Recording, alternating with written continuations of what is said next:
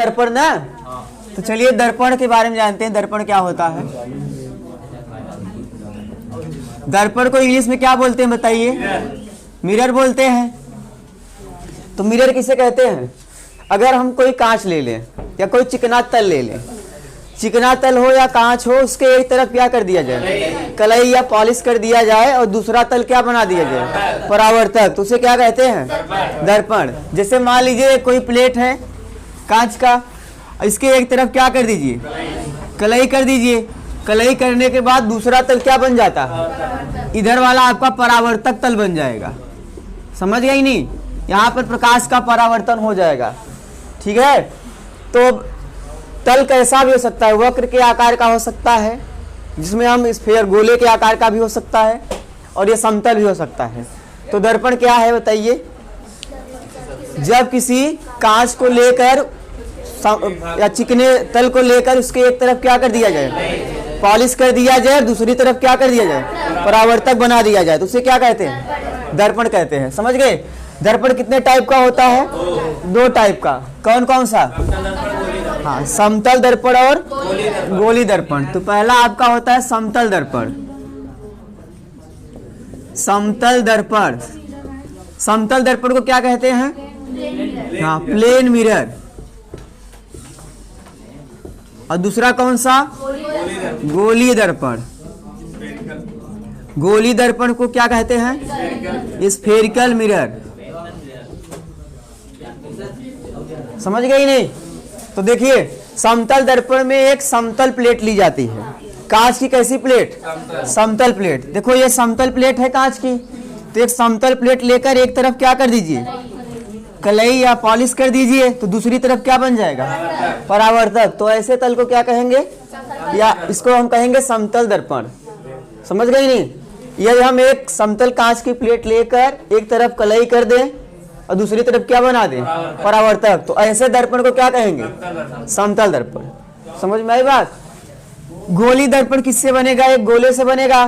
लेकिन गोले का अगर आप कलई करना चाहेंगे, जैसे मान लीजिए ये गोला है, इस पे आप कलई करना चाहते हैं, तो भाई अभी बाहर बाहर ही हो पाएगा। अगर पेंट करना चाहो तो कहाँ होगा? बाहर। तो इसको अंदर भी मान लीजिए करना है, तब इसको हमें क्या करना पड़ेगा? काटना पड़ेगा। कोई एक हिस्सा लेना पड़ेगा।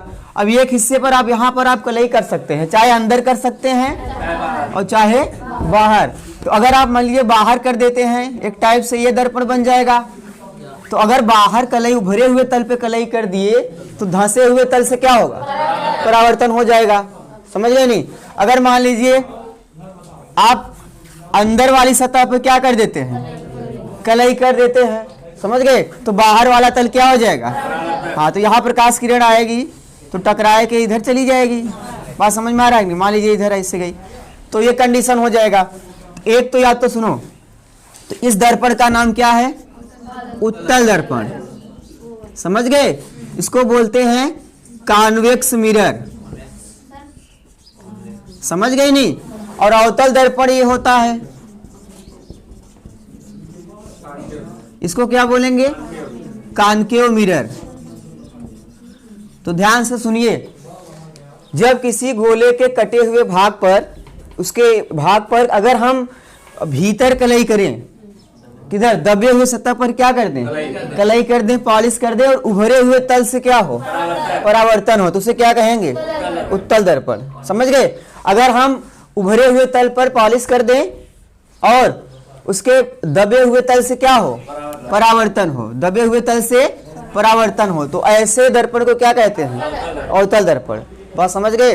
ऐसा दर्पण जिसमें दबे हुए तल पे क्या होता है? कलई, और उभरे हुए तल पर परावर्तन, तो ऐसे दर्पण को क्या कहते हैं? उत्तल दर्पण।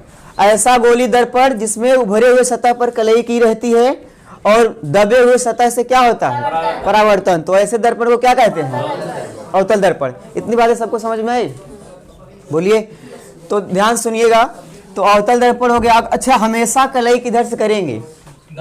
हमेशा दाहिनी तरफ कलई होगी। क्यों? क्योंकि वस्तु हमेशा कहाँ रखी जाएगी? बाईं ओर।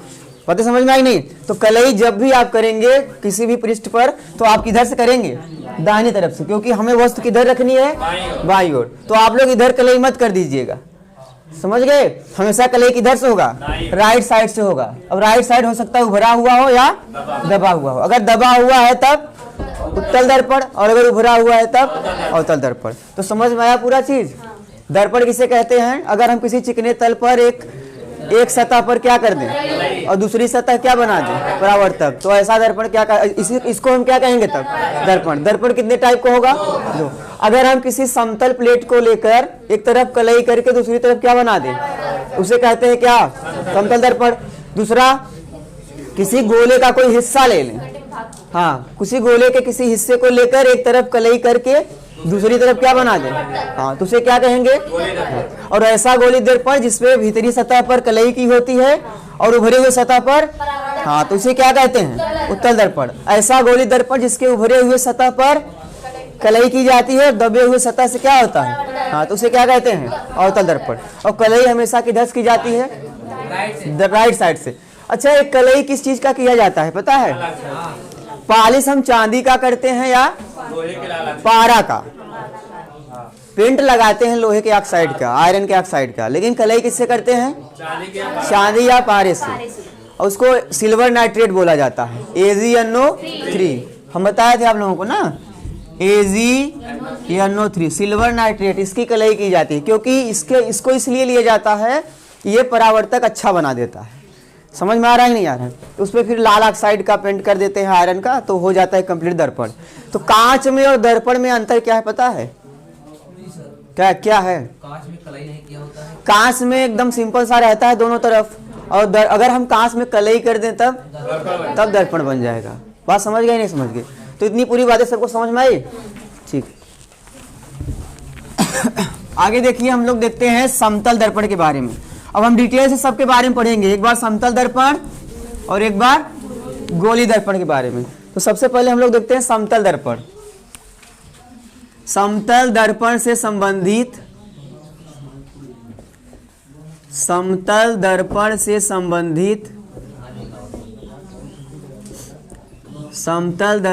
संबंधित कुछ महत्वपूर्ण बिंदु। चलिए, पहला पॉइंट क्या है? पहला है कि अगर समतल दर्पण आप मान लीजिए ले लेते हैं, यहाँ पे ध्यान से देखिए, ये आपका इधर पहला पॉइंट, इधर हम समझा देते हैं, ठीक है? ये मान लीजिए आपका समतल दर्पण है, समझ गए? यहाँ मान लीजिए आपका वस्तु रखी है ओ, तो यहाँ से प्रकाश किरण मान लीजिए गई, समझ गए? तो दर्पण है तो भाई परावर्तित कर देगी, तो ये इसको किधर परावर्तित करेगी? इधर, अभिलंब से ना, ये इधर चली गई और ये इधर आ गई। तो परावर्तन होने के बाद अगर हम इसको पीछे मिलाएं तब कहीं पे मिलेगी कि नहीं मिलेगी? ये हो गया प्रतिबिंब क्या? आई। तो पहला, अगर दर्पण से वस्तु की दूरी अगर हम यू मान लें और प्रतिबिंब की दूरी क्या मान लें? भी, तो जितना दूर वस्तु होता है उतना ही दूर क्या बनता है? प्रतिबिंब बनता है। बात समझ गए? तो किसी भी समतल दर्पण से वस्तु जितनी दूर होती है उतनी ही दूर क्या बनता है?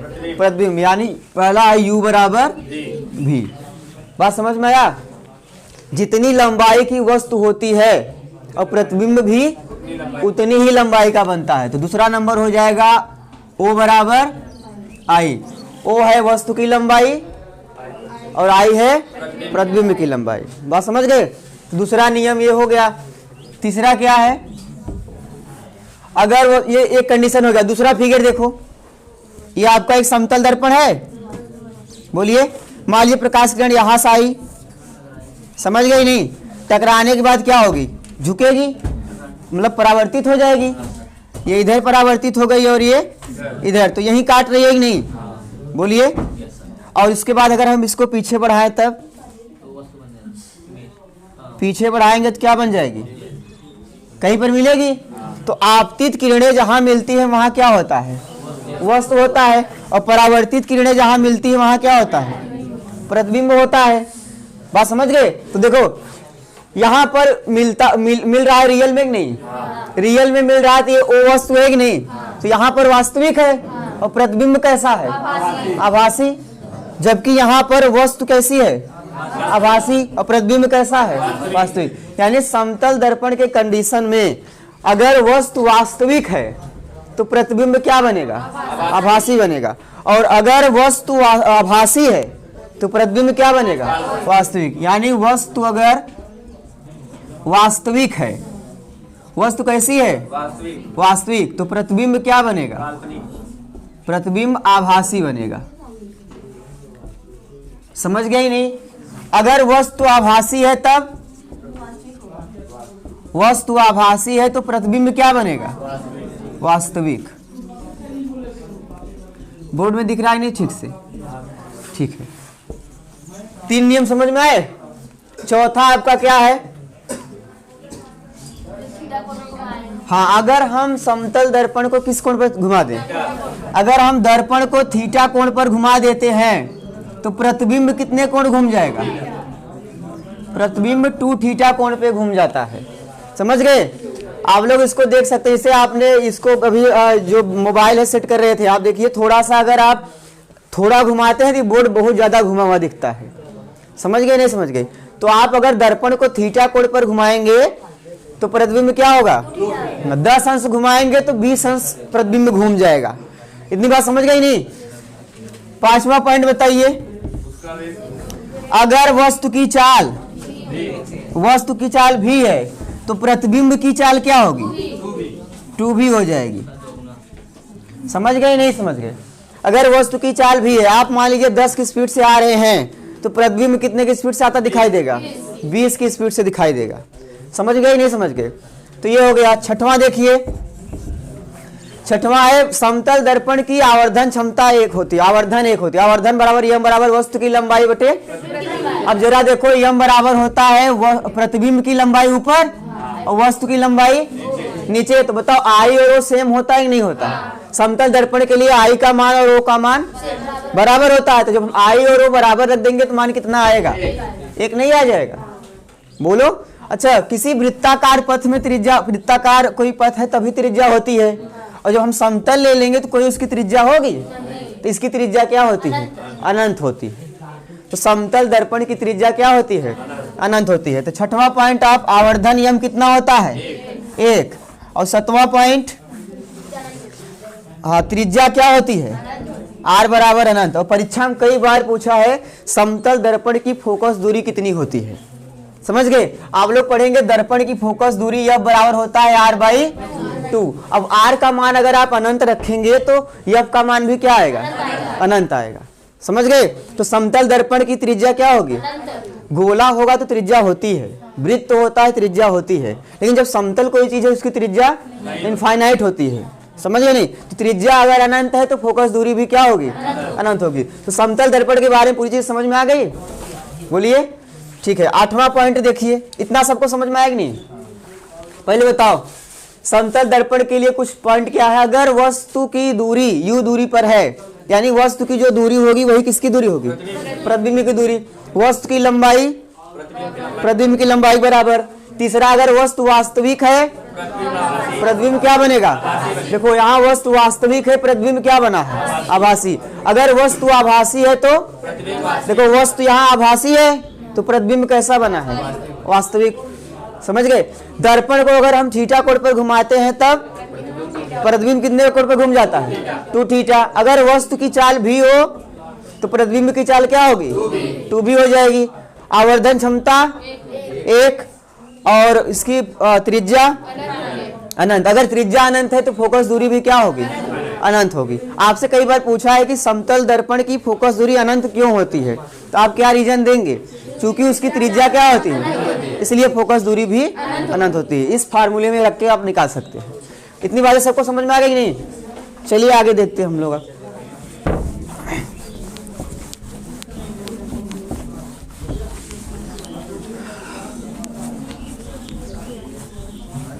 तो दर्पण को अगर हम थीटा कोण घुमा देंगे, समतल दर्पण की बात हो रही है, गोली दर्पण की बात, हाँ, पूरी कहानी समतल दर्पण की है। बात समझ में आ रहा है नहीं?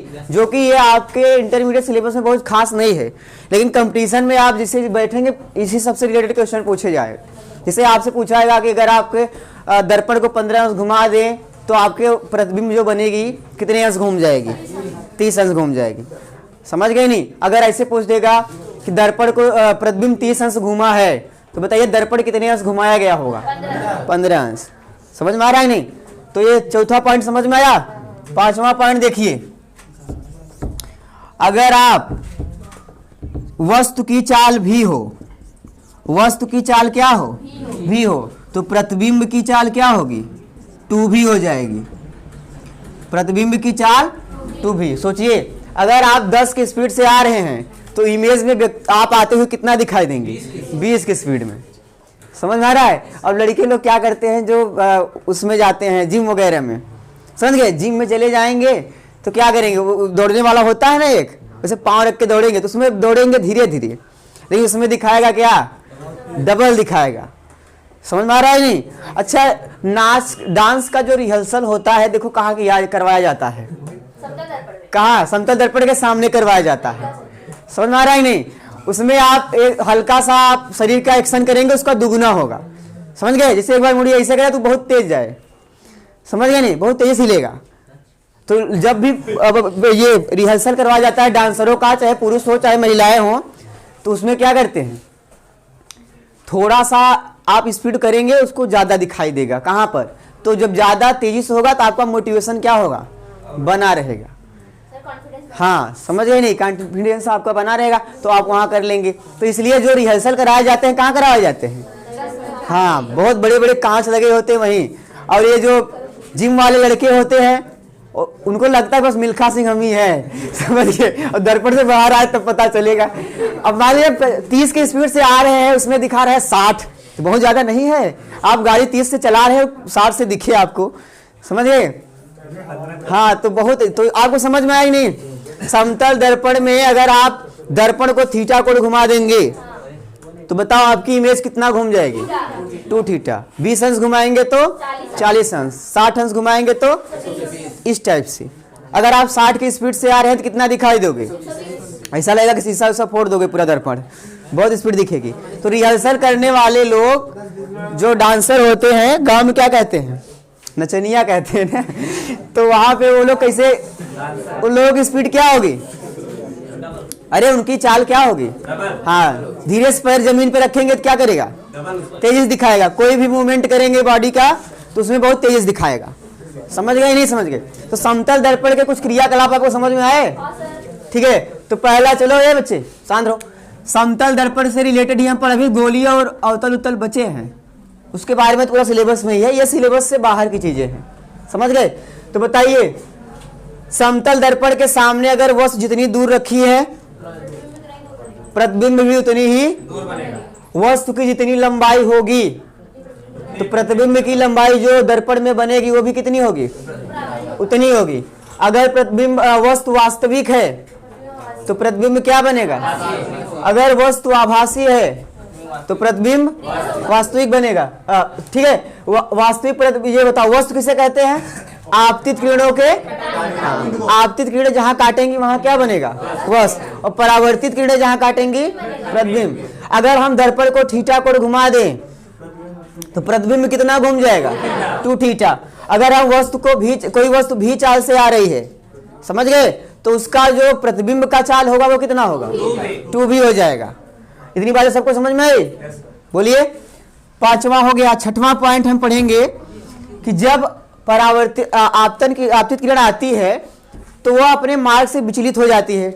समझे? विचलन कोण कितना होगा? जैसे मान लीजिए जहां जा रहे थे वहां से तो लौट के दूसरी तरफ चली गई तो कितना अंश क्या हुई? विचलित हो गई। जैसे आप समझिए ये आपका क्या है? समतल दर्पण है। बोलिए। यहां पे प्रकाश की किरण आपतित हुई, समझ गए नहीं? तो आपतित होगी तो क्या होगी? बताओ भाई, समतल दर्पण आ गया तो दर्पण है तो इसको क्या कर देगा? परावर्तित कर देगा। लेकिन इसका रियल में रास्ता कहां था बताओ? रियल में रास्ता ये था कि नहीं था? बोलिए। ये जाना तो इधर चाहती थी लेकिन हुआ क्या? इधर चली गई तो कितना अंश क्या हुई? विचलित हुई। कितने कोण पर क्या हुई? हाँ, तो ये कोण को हम कहते हैं विचलन कोण, डेल। समझ गए? जा कहाँ रही थी बताओ? यहां जा रही थी, लेकिन दर्पण के कारण क्या हो गई? यहाँ। तो कितना डिग्री विचलित हुई, कितना अंश विचलित हुई, समझ में आया? तो उसको क्या कहेंगे हम? विचलन कोण। समझ गए? तो परावर्तित किरण, आपतित किरण यही है कि नहीं? ये कौन सी किरण है? आपतित किरण। और ये वाला परावर्तित किरण। तो आपतित किरण परावर्तित किरण के बीच का कोण क्या है? विचलन कोण। विचलन कोण की परिभाषा अगर आएगा तो क्या लिखोगे? आपतित किरण तथा परावर्तित किरण के बीच का कोण क्या कहलाता है? विचलन कोण। समझ गए नहीं समझ गए? बोलिए। चलिए इसके बारे में और कुछ क्वेश्चंस भी हम लोग कर लेते हैं। क्या हुआ? वो वाला भी तो आप इसमें ले सकते हैं। कौन सा? हाँ तो ये वाला कोण बराबर होगा शीर्षाभिमुख कोण से। समझ गए? जो नीचे है ना वही ऊपर ही होगा। अभी मैं बता दूंगा। इतना मिटाएं इसको।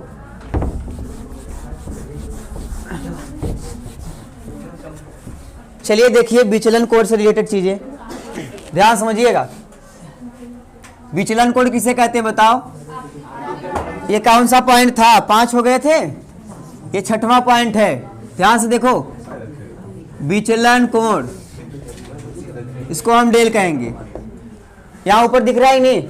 तो विचलन कोण क्या होगा बताओ?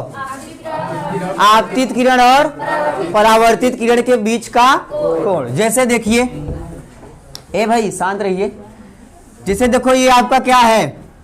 ये दर्पण। दर्पण है, वो भी समतल दर्पण है। समतल दर्पण पे अगर कोई प्रकाश किरण आई तो बताओ आपतित किरण है, ये टकराने के बाद क्या होगी? परावर्तित हो जाएगी। लेकिन अगर हम इसको आगे बढ़ाएं तो इधर जाना चाहिए था, लेकिन ये चली गई किधर? तो बताओ हम अभिलंब अगर खींचे, ये अभिलंब है कि नहीं? ध्यान से देखना। अब बताओ आपतित किरण और अभिलंब के बीच बना कोण आपतन कोण आई। परावर्तित किरण और अभिलंब के बीच बना कोण परावर्तन कोण आर। आपतित किरण और परावर्तित किरण के बीच बना कोण विचलन कोण। यहां से यहां तक का। इतनी बात समझ गए? अब हमें बताओ ये एक सरल रेखा है कि नहीं? एक सरल रेखा पर टोटल कोण कितना बनता है? 180 का। देखो ये एक सरल रेखा है, इस पे टोटल एंगल कितना बनता है? 180। मालूम है कि नहीं सबको? ठीक है, तो बताइए चित्र से बताओ भाई, इस रेखा पर बना हुआ कोण कितना होगा? तो कोण आई, कोण आर और कोण डेल, तीनों को हम जोड़ देंगे तो कितना होगा? 180 होगा कि नहीं? कोण आई प्लस कोण आर प्लस कोण डेल बराबर 180 डिग्री। तो यहां से डेल बराबर क्या होगा? 180 माइनस आई प्लस आर। लेकिन ये बताओ आई बराबर आर होता है कि नहीं? आई बराबर आर होता है। तो जहां आई है वहां आर है, वहां आई रख सकते हैं। तो यहां रखिए तो क्या हो जाएगा? डेल बराबर 180 माइनस आई प्लस आर की जगह भी क्या रख देते हैं? आई। तो डेल बराबर क्या हो जाएगा? 180 माइनस 2i। फार्मूला सबको समझ में आया? बोलिए। तो इतनी चीजें समझ में आ गई कि नहीं आ गई? ठीक है, तो देखिए तो ये बच्चे, आपसे अगर आपतित किरण कहेगा कोई एंगल पर आपतन कोण दिया होगा, तो आपतन कोण दिया हो या परावर्तन कोण दिया हो तो आप विचलन कोण निकाल लोगे कि नहीं निकाल लोगे? बोलिए कितना विचलित हुआ? आप इस पूरी बात को समझ पाए? देखिए आपतित किरण जाना चाहिए थे कहाँ? आगे, लेकिन ये लौट के किधर चली गई? इधर। तो कितना विचलित हुई भाई? डेल। तो डेल का मान कैसे निकालेंगे? 180 में से 2i क्या करेंगे? घटा देंगे तो हमारा डेल का मान निकल जाएगा। समझ गए कि नहीं समझ गए? तो आइए इस पे क्वेश्चंस देखते हैं 2-3। ये सबको समझ में आया? अच्छा, आई जाए वहां आज भी रख सकते ही नहीं। तो अगर परावर्तन कोण केवल दिया हो तो हम लिख सकते हैं 180 माइनस 2r। बात समझ गई नहीं? चलिए 3 सवाल लेते हैं, तीनों को आपको बताते हैं। देखो पहला क्वेश्चन, ए भाई आप लोग शांत रहिए। पहला क्वेश्चन देखो, ये क्या है? समतल दर्पण है। कहा गया कि कोई आपतित किरण समतल दर्पण के साथ 30 अंश का कोण बनाते हैं। किसके साथ? समतल दर्पण। ये नहीं कहा है कि अभिलंब के साथ। किसके साथ? हाँ, तो समतल दर्पण के साथ 30 अंश का कोण बनाएगी तो यही बनाएगी। समझ गए नहीं समझ गए? तब आपसे पूछा है विचलन कोण का मान क्या होगा। ये चित्र दिया है ए, समझ गए। और एक चित्र आगे देखिए, दूसरे फिगर में आपसे ये कहा है आपतित किरण अभिलंब के साथ कितना कोण बनाती है, इसके साथ 30 अंश का कोण बनाती है, डायरेक्ट दे दिया, समझ गए। तब आपसे पूछ लिया क्या, डेल का मान, ये फिगर बी है। तीसरा देखिए, दिख रहा है यहाँ, तीसरे में क्या किया है, ये आपका समतल दर्पण है। अब समतल दर्पण पे डायरेक्ट 90 डिग्री पर आपतन कोण कराया गया है, समझ गए। एंगल आई बराबर कितना डिग्री, 90 डिग्री, समझ गए। तब आपसे पूछा है क्या, डेल का, तीनों ही फिगर में आपसे किसका मान पूछा है, डेल का। तो बताओ डेल के लिए हमें सबसे पहले आई चाहिए कि नहीं, जी सर। बोलिए। तो आई बताओ, यहाँ आई कितना होगा, ए यहाँ देखो आई कितना होगा, पहले हम अभिलंब खींचेंगे, खींचिए सर। बोलिए। तो यहाँ से देखिए ये आपका सीधे चली जानी चाहिए थी, लेकिन इधर चली गई, तो आई बताओ कितना होगा, पूरा ये एंगल टोटल 90 होगा। अब 90 में से 30 हटा दीजिए तो कितना होगा, 60 अंश।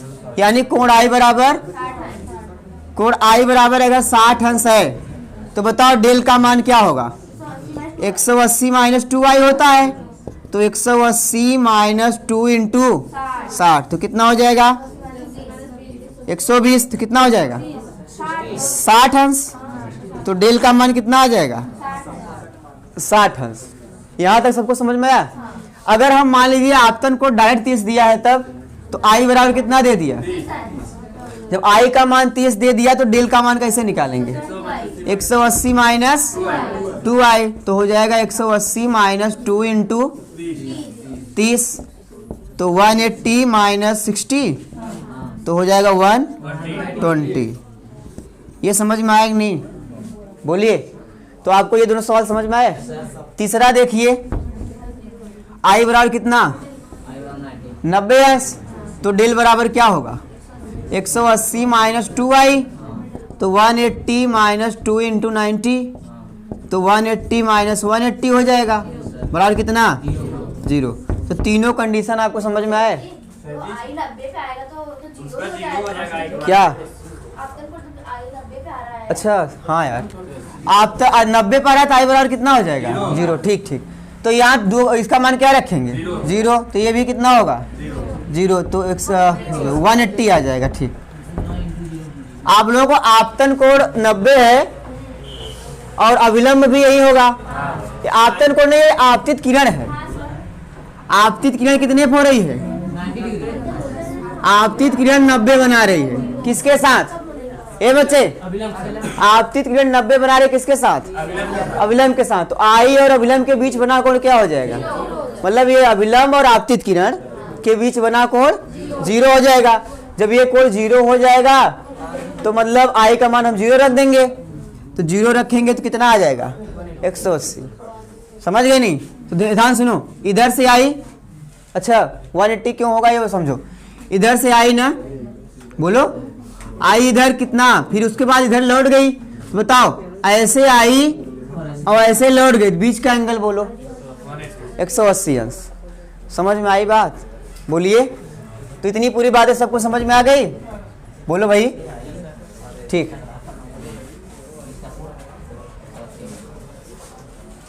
तो ये पूरा सवाल सबको समझ में आया। ठीक, तो विचलन कोण किसे कहते हैं बताओ,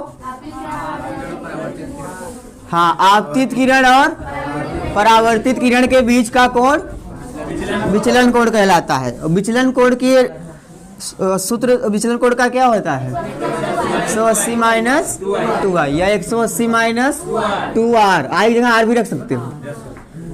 समझ गए नहीं, चलिए ठीक।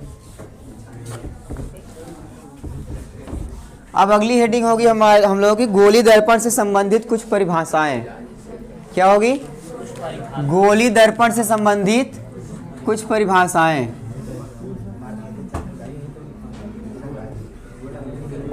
गोली दर्पण से संबंधित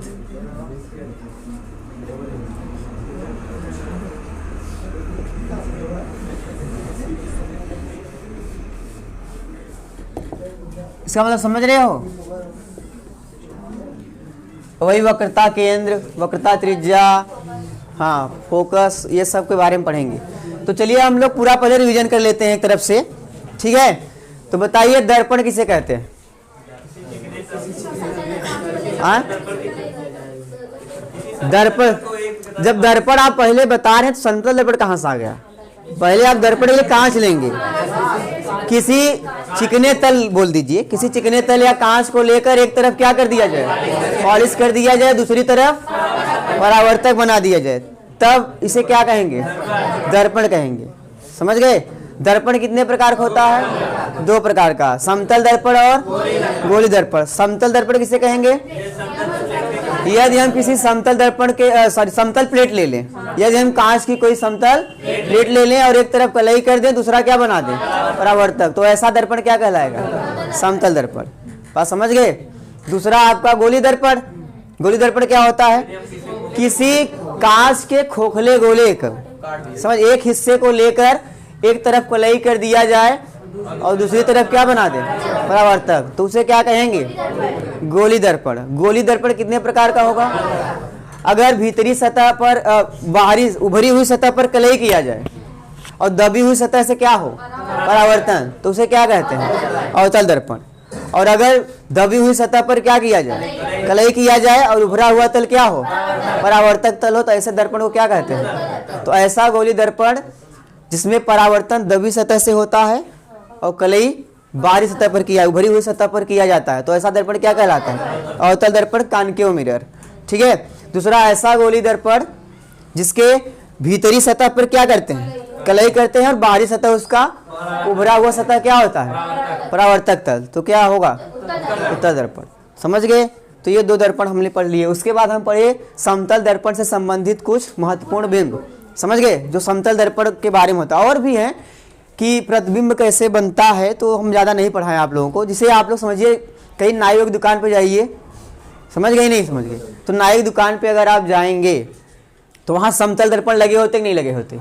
आपके पीछे भी रहते हैं, जहाँ बना रहा है आगे भी रहते हैं। तो आपसे पूछता है ज़्यादातर प्रतिबिंबों की संख्या बताओ। जैसे आप तो अकेले हैं, वस्तु हैं, लेकिन जितने कांच हैं उसमें कई जगह प्रतिबिंब आपका बनेगा कि नहीं बनेगा? तो ऐसे पूछता है, अगर 2 कांच एक दूसरे में 90 डिग्री पर रखे हैं तो उसमें आपके प्रतिबिंबों की संख्या क्या होगी? तो आप देखेंगे 4-5 ठो प्रतिबिंब दिखता है, आगे वाले में भी, उसके पीछे और कांच लगा है तब उसमें भी दिखता है। तो ऐसे बहुत सारे प्रतिबिंबों की संख्या से रिलेटेड भी क्वेश्चन पूछे जाते हैं। हाँ, हाँ? दोनों में बनेगा। आपका जो आगे बनेगा वो पीछे, वो कई होते हैं। एक 360/n करके फार्मूला होता है, उस पर रखना होता है कितने एंगल पर घुमा हुआ है। समझ गए? नहीं तो एंगल को रखते हैं तब आता है। समझ में आ रहा है नहीं आ रहा? सम विषम भी लिया जाता है, सम नंबर विषम नंबर। तो आपको मैं नहीं पढ़ा रहा हूँ, बस जानते रहो प्रतिबिंब उसमें बहुत सारे बनते हैं। समझ गए? नहीं तो ऐसे सवाल बनता है, भैया अगर आप खड़े हैं, बैठे हैं नाई दुकान पर, 3 मिरर लगे हुए हैं, सिंपल प्लेट वाला प्लेन मिरर, तो आपके प्रतिबिंब कितने दिखाई देंगे? अब वो एंगल दिया है, कितने एंगल पे रखे गए हैं। समझ गए? नहीं एक कांच ऐसे है, एक कांच ऐसे है 90 डिग्री पर, और आप बीच में हैं। समझ गए? नहीं समझ? तो उसमें 90 का भाग दे दिए 360 में, कितना हो गया? 4। तो उसमें से घटा, इवन वाले में सम वाले में घटा देते हैं, कितना हो जाएगा? 3 आपका इमेज बनेगा। समझ गए? एक तो ये सुनो, एक तो ये भाई शांत रहो, एक तो उसमें बनेगा, फिर उसका भी किसमें बनेगा, और जो उसमें बना है नहीं। समझ गए? ऐसे बनता है। समझ गए? नहीं तो ऐसे बहुत सारे क्वेश्चंस हैं, हम लोग उस पर नहीं जाएंगे। समझ गए? और दूसरा चीज, अगर आपको किसी आपके पूरे शरीर को, ये भी समतल दर्पण का एक रूल है, आपका पूरा शरीर अगर आप देखना चाहते हैं किसी दर्पण में पूरा शरीर, तो आपके शरीर के आधे लंबाई का दर्पण होना चाहिए। समझ में आया? अगर आप पूरा शरीर देखना चाहते हैं, पूरा शरीर, तो दर्पण कितना होना चाहिए? आधा, आपके शरीर का आधा होना चाहिए, आपके शरीर की लंबाई का आधी लंबाई का, तब आप उसमें पूरा क्या होंगे? दिखेंगे। हाँ, अगर आप 5 फुट के हैं